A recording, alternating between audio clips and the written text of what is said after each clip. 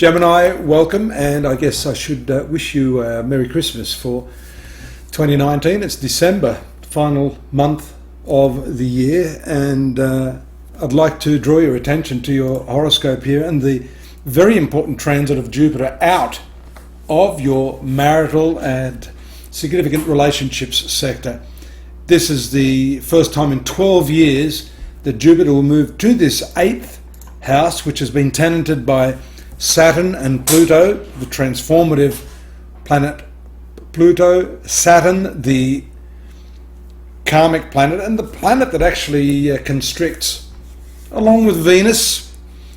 And then, as you can see, around the 2nd and 3rd, the transit of Jupiter, your marital and partnership planet here in this 8th house. So would we agree it would have to be a fairly significant transit, having all of these planets in the 8th house, the Sun in the 7th house. This is all to do with your relationship, so it's very, very important.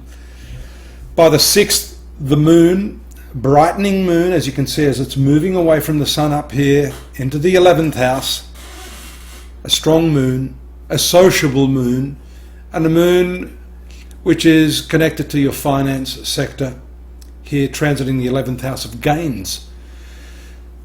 This 8th house is also a financial sector, but it has more to do with the money of your partner, business partner or romantic partner, or for that matter, your long-term spouse or live-in partner. So a lot of financial matters may come to a head in this closing part of 2019. Negotiation skills are going to be under the microscope here. You see this transit of Mercury there, just around the 10th, into your marital sector. And this planet is important. Why? Because it rules your sun sign. Mercury, pardon me, is the ruler of the sun sign of Gemini. So where this planet is transiting brings a lot of focus. Your personal energy, your personal identity will be focused on this. So it has a lot to do with your relationships at this time. And this 8th house, apart from relating to your finances and your money, the money that you have together with your partner, also has a lot to do with the energies, the sexual, sensual, emotional and psychological energies that you share together, which is why this strong, what we call stellium of planets here in this 8th house is very, very telling. It brings a lot of attention to this area of your life. Now, you want to keep the finances and the sexuality as separate. Sometimes in my many years of practice, I've seen that what this can do is actually, I'm going to go backwards here because I missed this full moon here, which is very, very important. It's actually going to damage your relationship if you mix up this personal side of your life with the financial side. And I know that's hard to extricate those two things, but you should never use these as weapons or methods of, taking control of the relationship. So we see here at around the 12th, and I won't go all the way back, just here, the moon went into its full phase in your sun sign and then moved into the finance house as well, very bright, in opposition to all of these planets. So we can see, as I was saying, you've got to extricate this financial side of your life from the emotional side. And if you start, either of you start bringing that into the equation, you're holding out on each other either sexually or financially because you're not satisfied on some deeper level in the relationship. That's going to create problems for you, and worst of all, it's going to create disharmony within yourself. And speaking of harmony within yourself, the weak moon, and it's a weak moon after it's attained its fullness, it starts to weaken here. 4th house is your inner happiness, your inner contentment, your family.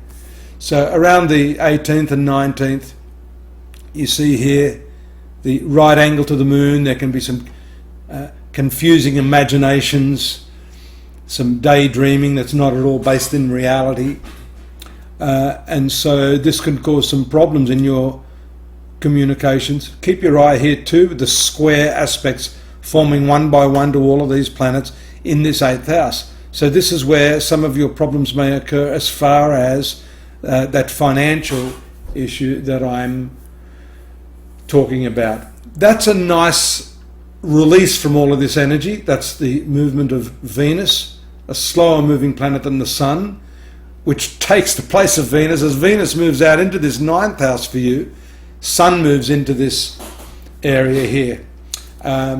So Venus is nice up here. It brings with it its love of whatever. Venus is the planet of love. So wherever it's transiting at the time, Gemini, and in this case it's transiting the area of higher journeys, such as mental travels, education, learning new things, new culture, foreign affairs, along with Uranus here in your 12th house, and that's a challenging aspect, at least for the first part of this transit. Not to worry, the challenges, the hard aspects, the squares, so on and so forth, are sometimes those planets that give you the impetus to actually go in and do what you have to do. And I think that's the key there. Notice also the new moon, which is the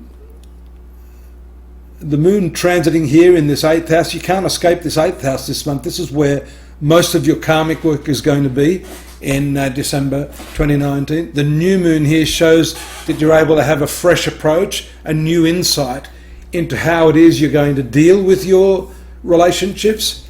And then that's also freed from the difficult combination of Saturn and Pluto here in this 8th house. The month finishes on a nice note as the moon, a brightening moon, moves into this 10th house of career and profession, and idealistically so too, as it makes its way within that last day or so of the year to Neptune. So folks, 2020 is upon you. I've uploaded all of the 2020 forecasts for you now, Gemini. If you'd like to take a look at the text base, there's 3,000 words on each sign that I've written.